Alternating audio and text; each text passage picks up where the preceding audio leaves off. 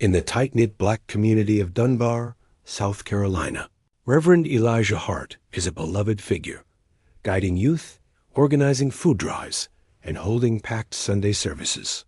But when a young black podcaster returns to her hometown to film a documentary on unsolved crimes from the 1980s, a single photo in a faded police archive upends everything. The mugshot shows a younger Elijah, then known as Eli Hands Carter, booked for armed robbery, linked to a still unsolved armored truck heist that left 2 guards dead. The case had gone cold. Elijah vanished the day after being released on bond, only to reappear decades later as a pillar of the community. Now, as the podcaster digs deeper, she finds herself entangled in a story of betrayal, redemption, and one final secret buried beneath the church floor. Before we uncover today's case, a quick reminder. If you haven't subscribed yet, now is the time. Hit that subscribe button and turn on the notification bell so you never miss a single clue, twist, or breakthrough in the stories to come. Now, let's dive into the case. The photo didn't belong there. It was tucked in the corner of a yellowed case file, jammed beneath a grainy surveillance still and a crumpled property tag.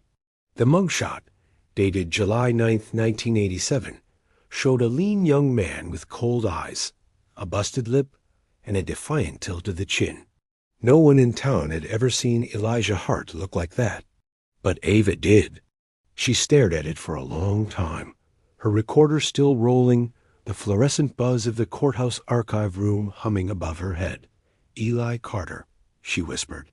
The name on the booking sheet under the photo. She looked again. No mistake. Reverend Elijah Hart. Dunbar, South Carolina, present day. The first time Ava Bailey realized something about her hometown didn't sit right. She was 11 and asking too many questions at her uncle's funeral. Why was the casket closed? Why did the police never arrest anyone? Why did Aunt Margot lie about where she found him? Everyone told her the same thing. Let the dead rest. Now, 17 years later, Ava was back in Dunbar, not to rest, but to dig. She'd grown up and turned those questions into a podcast, Dead Air, Stories the South Forgot. True crime, cold cases, community silence, all wrapped in her calm, measured voice and sharp editing. She'd covered stories in Mississippi, Arkansas, even a haunting one in Atlanta. But she had never done one on Dunbar. Until now. Episode 1 was supposed to be about the Mercer armored heist, an unsolved 1987 robbery where 2 guards were shot and $250,000 in cash disappeared from a truck parked behind what was now a Family Dollar. She wasn't expecting the mugshot. The next morning, church bells rang down Ashford Street as Ava stood at the edge of the parking lot of New Pilgrim Baptist. She could see him, Reverend Elijah Hart, shaking hands with an old man in a navy suit, hugging a young mother who wiped tears from her face, slipping a $5 bill into a child's hand when no one was looking. He looked nothing like the man in that photo. Gray suit pressed, Bible tucked neatly beneath one arm. His beard snow-white now, smile gentle. Every kid in town knew him. Every elder respected him. The mayor himself had given him a key to the city 2 years back.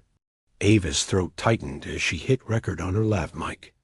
Sunday, 10:03 A. Reverend Elijah Hart exits the church. Friendly, hugging children. Looks like a community man. But 38 years ago, he was arrested as Eli Carter, suspect in an armored truck robbery that left 2 men dead. Mugshot on record. Bonded out. Disappeared. She watched him walk down the steps. Her heartbeat kicked up. He spotted her, paused. A flicker of something, recognition, warning? Then a smile. "Miss Bailey," he said as he approached. "I remember that face." They sat on a bench just outside the old rose garden. Ava kept the recorder running in her tote bag, phone in airplane mode. She'd learned her lesson after getting hacked during season 2. "I heard you were back in town," he said. Your mother mentioned it when I checked in on her last week. You visiting or staying? I'm here working on a story. He nodded slowly, hands folded in his lap. Another crime one, I bet.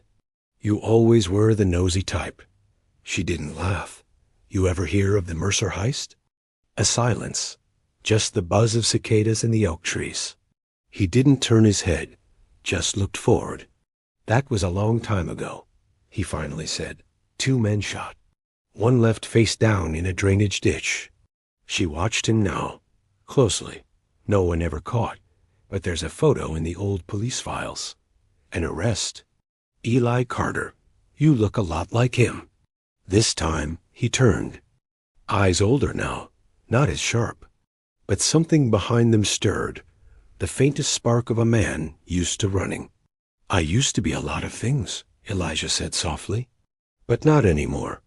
That night, Ava sat cross-legged on the bed in her childhood room, headphones on, fingers dancing across her laptop. She isolated his voice from the recording, ran it through a vocal analysis tool she used for confirming anonymous tips, compared it to a brief interview clip she'd found in a 1987 news report. Match? 87%. That wasn't court admissible, but for a podcaster, it was gospel. She clicked save on the audio file, labeled it Reveille_truth.wa, and then she went back to the file photo, studied his eyes again. Same set, same slight right squint, same man. But the real question wasn't if Elijah Hart used to be Eli Carter. It was why no one in town ever said a word, and why someone had tried to burn the file. Because that photo? It had smoke damage on the edges, and faint soot smudged on the paper tag that said, transferred from evidence locker, April 2001. That was the year New Pilgrim was rebuilt. The same year Elijah Hart was first named head pastor. Ava didn't sleep, not really. She'd lay still for hours, but her mind had long since left her body, spiraling through case files, newspaper clippings, grainy footage, and that damn mugshot. Eli Carter. Reverend Elijah Hart, the man who blessed babies and buried elders, who somehow had once walked out of a police station with blood on his hands and vanished into dust. And yet, every Sunday, folks still clapped when he spoke, still wiped tears when he prayed, still dropped envelopes into his collection plate like they were buying salvation. Dunbar had short memory for truth, but a long history of silence. At 7:44 a Maeve, all rolled up outside the Dunbar Historical Society, a brick building behind the high school with an unstaffed lobby and a key card access scanner that hadn't worked since the Obama years. The back door? Always open, courtesy of Ms. Denise, the volunteer archivist who kept forgetting to lock it. Ava slipped in. She had a different lead this morning. The Mercer heist wasn't just in police records. It had been in the local newspaper, the Dunbar Tribune, for 3 straight weeks in 1987. And while most of the paper's archives had been digitized, those particular weeks were mysteriously missing from the online database. Ava wanted the microfilm. By 9:12 a.m., she found it. Dunbar Tribune, July 10, 1987. Armored truck heist leaves 2 dead suspect in custody. Authorities confirmed the arrest of one Elijah Carter, a known associate of the late Isaiah Cobb, LLEGED ringleader of the Old Forest crew. Carter was picked up 2 blocks from the scene with $4,600 in cash and a .38 revolver in his trunk. He is being held without bail pending further investigation. She sat back, eyes wide. Elijah, not Eli. His real name had never changed. He hadn't hidden his identity.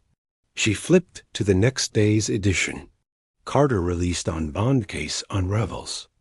In a surprising turn, the solicitor's office confirmed Elijah Carter was released Friday afternoon after key evidence was ruled inadmissible. A court clerk cited procedural inconsistencies regarding chain of custody. Carter's lawyer, A former public defender named Wallace Sims declined comment. Next edition. No show. Carter misses arraignment. And then nothing. Just silence. No follow-up. No editorials. No where is he now stories. He disappeared, and somehow reappeared years later as Pastor Hart. Ava leaned back in her chair, the fluorescent light flickering above her. It wasn't just the case that had gone cold. The town had made it vanish. She closed the reader and pulled out her phone. Contact, Mrs. Bernadine Layton. Widow of guard number 2, Samuel Layton. It rang twice before someone picked up, then silence. Mrs. Layton? Ava said carefully. My name is Ava Bailey. I'm working on an investigative piece about click. Call ended. She tried again, straight to voicemail. Ava stared at her phone, then hit record. 1013A. Widow of one of the guards refuses to comment. Possible fear. Or something worse. She started walking toward the front entrance, only to stop cold at the sight of a white sedan parked across the street. Tinted windows. Idle engine. She clocked the plate. No state sticker. The same car that had been outside her mother's house last night. By noon, Ava was in Bridgeton, 25 miles north, where she'd found a contact who used to serve with the county sheriff's department back in the day. Name, Louis Dent, now 72, a retired lieutenant with half a lung and a whole lot of guilt. They met at the VFW Lodge. You think you're the first to sniff this story? He asked, shaking his head and sipping bitter coffee from a styrofoam cup. You're just the first with a mic and a following. So the town covered for him? Ava asked. No, Dent said. They chose him. What does that mean? Dent leaned closer. His voice rasped like gravel in a dryer. After Cobb got shot in that warehouse sting, there was a power vacuum. Everybody in the Old Forest crew either got locked up, disappeared, or turned on each other. Elijah. He was the quiet one. Grew up rough, but smart. Didn't do drugs. Didn't chase women. And he knew where the money went. Ava's heart kicked. Wait, are you saying the money from the heist? Never recovered, Dent said. Not a dollar. She sat forward. And you think Hart took it? Dent smirked. I know he did. Because 2 weeks after he vanished, someone donated $50,000 to rebuild the church over on Jackson. Anonymous. And the old reverend? Gone. Ava felt her skin crawl. You ever tell anyone? He chuckled dryly. Tell him what? That a ghost showed up with blood money and built a sanctuary on top of silence? Nobody wanted the truth. They wanted a miracle. That night, Ava pulled up to the cemetery just off Highway 9. She wasn't sure why. Maybe it was the photo of Samuel Layton she'd found earlier, smiling in uniform, a name tag on his chest and his arm around a little girl. Maybe it was the way Reverend Hart had said, I used to be a lot of things. Maybe it was just the need to see the names. She walked down the center path, recorder in one hand, flashlight in the other, until she found it. Samuel Layton, 1952-1987. A man who never backed down. Someone had placed fresh flowers there. Blue hydrangeas. Ava frowned. It had rained last night. These were fresh from this morning. And she wasn't the only one who'd come here. A shadow moved behind her. She turned fast, flashlight beam cutting through the dark. No one. But when she looked back at the grave, a folded slip of paper was tucked into the bouquet. She pulled it out. One line. Stop digging, Ava. You don't know who you're playing with. The paper crinkled in her palm as Ava sat in her car, parked beneath a crooked pine just off the cemetery gravel path. She read the note again. Stop digging, Ava. You don't know who you're playing with. It wasn't typed. It wasn't printed. It was written in black pen, careful, deliberate letters. No loops, no slant. Like someone was trying not to leave a trace of themselves on the page. Too late. Ava already knew the silence in Dunbar had a voice. Now it had a warning. Back at her mother's house, the porch light flickered as Ava slipped inside quietly. The old wood creaked beneath her steps. "That you, baby?" Her mother called from the living room, her voice groggy. "Yeah, Mama, just me. You eat anything today?" "I grabbed something earlier." Ava didn't have the strength to lie in full sentences tonight. She just dropped her bag by the couch, walked into her old room, and closed the door behind her. But as soon as it clicked shut, she pulled her phone and searched through her earlier recordings. That voice. The voice of Louis Dent, the retired sheriff's lieutenant. He had said they chose him. They. Who was they? And why protect a man who had, by all archived accounts, walked away from a crime with blood on his shoes and half the town's morals stuffed in a duffel bag? The next morning, Ava drove to Dunbar First Bank, where she remembered reading something odd in the 1987 Tribune articles. A building fund account had been opened under a false name. Back then, no one questioned anonymous donations, especially if it was for a church. But Ava did. She walked in, hoping to bluff her way through. "Hi, I'm working on a local heritage documentary," she said to the teller. "I'm researching the original contributors to the new Pilgrim Baptist rebuild in 2001. Just trying to honor some community folks. I was told there were bank records showing the donation path." The teller gave her a polite, suspicious smile. "One moment, ma'am." 2 minutes later, an older black woman in a blue blazer emerged from the side office. "I'm Marcia Odom, branch manager. I'm afraid we can't share any donor names without proper authorization or a legal order." Ava tried to stay calm. Even for donations made over 20 years ago? Marcia didn't blink. Especially those. She leaned in, voice lower now. "But if I were you, I'd check the permitting office. Church rebuilds require blueprints. And blueprints? They need names." It took 2 stops and a favor from a city clerk who recognized Ava's podcast voice before she had the manila folder in hand.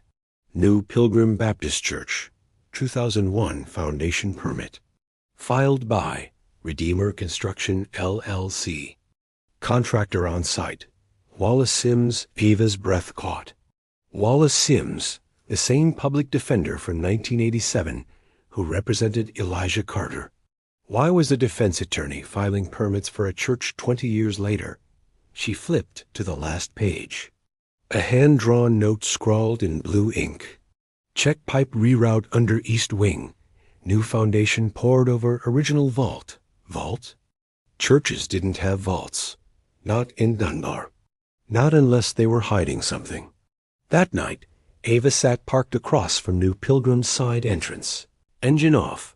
Windows cracked just enough to hear the echo of choir rehearsal inside. It was nearly 9 p.m. The last few cars trickled out of the lot. An old deacon locked the main sanctuary doors, whistling some hymn Ava didn't recognize. Then silence. She waited 20 minutes. Then slipped across the street, camera light off, black hoodie up. The church had been expanded in 2001. The new east wing covered what used to be a small prayer garden. The foundation there sat heavier, lower.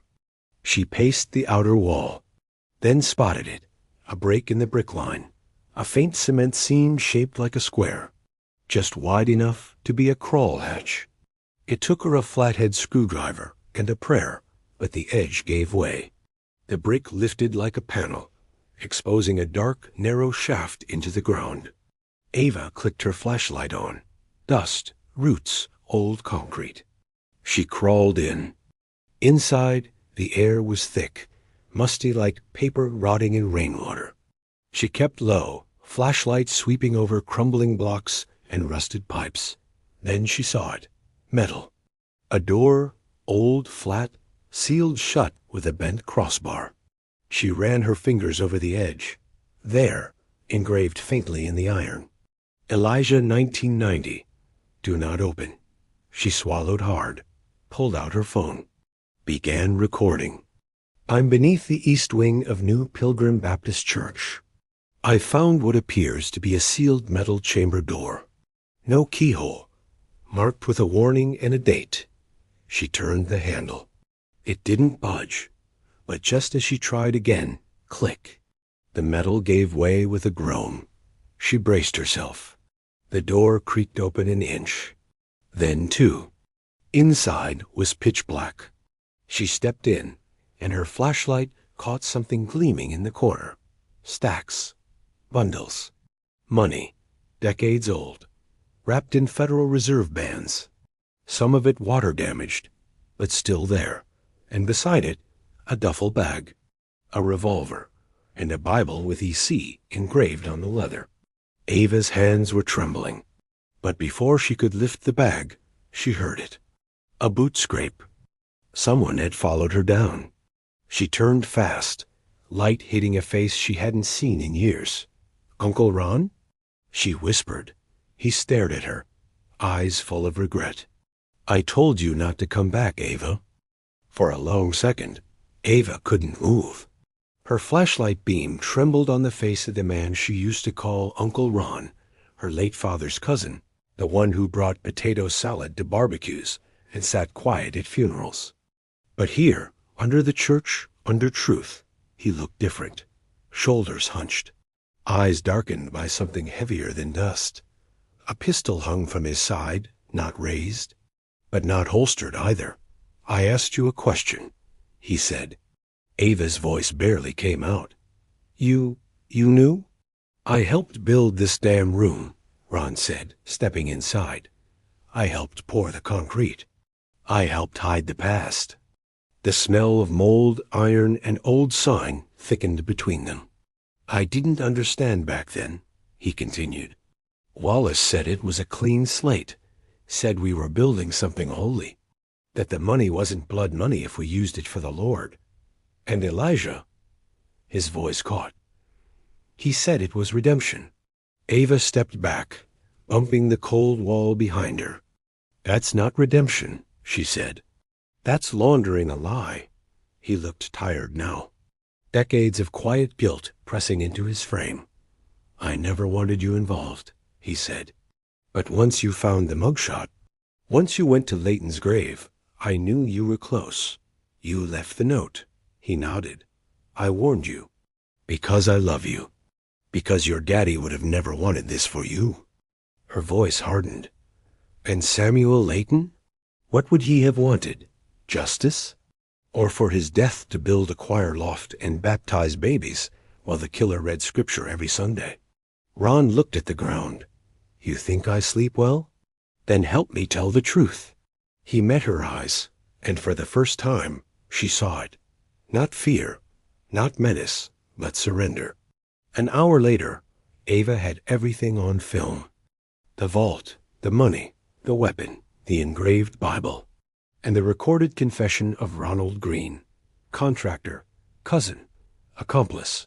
1 week later, Dunbar, South Carolina. They came at dawn. 3 black SUVs. Quiet steps up polished church stairs. 2 detectives in plainclothes entered the sanctuary while Reverend Elijah Hart led morning devotion. He did not resist. Congregants gasped. Some cried. Others, the oldest ones, just bowed their heads as if they had long prepared for this reckoning. The local news caught the cuffs. The national news ran the story by nightfall. Beloved South Carolina pastor revealed as 1987 armed robbery suspect. Fault found under church. Evidence ties Reverend to cold case murders. Podcast host uncovers town's long-buried secret. Later that month, Ava stood once again at Samuel Leighton's grave. This time, she wasn't alone. Beside her stood a woman in her 50s, brown blazer, strong hands, a face carved by silence and patience. Mrs. Bernadine Leighton. I listened to the podcast, she said quietly. I almost turned it off halfway. Thought I'd go my whole life not knowing. I'm sorry for what it cost you to hear it, Ava said. Bernadine nodded. But I'm glad someone finally said his name loud enough for the world to hear. She knelt, placed a new bouquet of hydrangeas on the soil. Then she looked up at Ava. "You did good, baby. You did brave." Epilogue. The town of Dunbar changed slowly. New Pilgrim Baptist closed for 2 months. Then reopened, new pastor, new name, same walls. The vault under the east wing was sealed permanently. Elijah Hart, formerly Elijah Carter, was indicted on federal charges related to the Mercer armored heist, possession of unregistered firearms, obstruction, and fraud. But murder? That charge wouldn't stick. The original bullets had never been matched. He claimed he had walked away before the shots, that he tried to stop it, that the devil had his hands in men like Cobb, and all he ever wanted was out. He said all this calmly, from the pulpit of a courtroom, with the same voice he'd used for years to comfort grieving mothers and baptize their children. Some still believed him. A few didn't care, said the man they knew was good, no matter who he once was. But others, they remembered the truth Ava uncovered, and that mattered, because for the first time in decades, someone told the full story. And it didn't end in silence. Ending quote from final podcast episode. Redemption without confession is just another lie in a nicer suit. In Dunbar, they dressed up the past in hymns and steeples, but truth has a habit of echoing through old walls. And when it finally breaks through, it doesn't shout. It whispers. And it waits to be heard. Ava Bailey, Dead Air Season Finale. Some stories don't end with a verdict. They echo in quiet rooms, in broken trust, in lives forever altered. This wasn't just a case file. It was a warning about what happens when fear replaces facts, when systems protect themselves, and when good people look away because it's easier. What happened here could happen anywhere, because injustice doesn't need a reason, just an opening. So if this story reached you, don't let it vanish. Speak up, share it, start the ripple, because every time we shine a light, we take power from the shadows. And maybe, just maybe, the next story won't end the same. Like, comment, share, let your voice join the case.